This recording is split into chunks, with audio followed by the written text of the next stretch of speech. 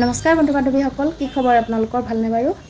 মোৰ মৰমী ব্লগ আৰু ফেচবুক পেজটিলৈ আপোনালোক সকলোকে স্বাগতম জনালোঁ। এয়া মই হঠাতে আহিবলগীয়া হ'ল গোলাঘাটৰ এয়া কাম এটাত আহিছিলোঁ। দেখিছেনে, এইফালে ফুডছৰ দোকান আৰু এইফালে হৈছে চাৰিআলি। এইফালে যায় কোৰ্টৰ ফালে আৰু এইফালে যায় হস্পিটেল, আৰু এইখিনিতে আছে হোটেল, আৰু এইফালে দিও হস্পিটেল পায়, আৰু এইফালে হৈ আমাৰ ঘৰলৈ আহিব পাৰে।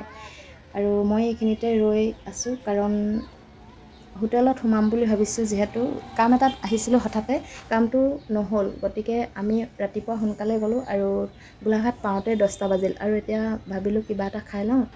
হোটেলতে সোমাই সকলোৱে ক'লে যে ভাতকে খাওঁ, কাৰণ 10:30 বাজিলেই, আৰু ভাতটো খাই দিলে নিশ্চয় দুৰ্বল নালাগে, আৰু টাইম হ'ল যিহেতু ভাতটোকে খাই লোৱা ভাল হ'ব। গতিকে বহুত দিন হোটেলত ভাতো খোৱা নাই, আৰু ভাবিলোঁ ভাতটোকে খাই লওঁ। এইফালে আকৌ দেখিছেনে, দিন দুপৰতে এইজনে মদ খাই গোটেই ডিং ডং হৈ আছে। টাউনতো এনেকুৱা মানুহ দেখিলে আচলতে নিজকে কেনেকুৱা যেন লাগে ক'ব নোৱাৰিম।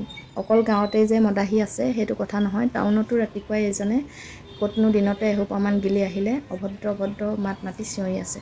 আপোনালোকক এবাৰহে দেখুৱালোঁ, কিন্তু মানুহজন ভিডিঅ' কৰাৰ লগে লগে ইফালে আঁতৰি গ'ল। আৰু ব'লকচোন তেন্তে এতিয়া হোটেলত গৈ ভাতৰ থালিখন লৈ আপোনালোকৰ আগত দেখুৱাওঁ। আৰু আচলতে বহুত দিন হোটেলত ভাতো খোৱা নাই, থালিখন দেখি লোভো লাগিলে, গতিকে একাহী লৈ খায়ে দিলোঁ। আৰু মই খালোঁ মাছ ভাত, আৰু তেওঁলোকে দুজনে খালে মাংস ভাত। মাংস ভাতৰ ল'লে 170 টকা, আৰু মাছ ভাতৰ ল'লে 150 টকা। গম পাইছেনে, মাছ আৰু মাংসৰ দাম আচলতে ইমানেই হোটেলত লয়, ঘৰত আনি খোৱাটোৱে প্ৰফিট যেন পাওঁ। এইফালে ভাতৰ থালিখন চাওকচোন কি সুন্দৰকৈ সজাইছে। আমি আচলতে নিজেই ৰান্ধনি হৈও এনেকৈ সজাব নোৱাৰোঁ চাগে।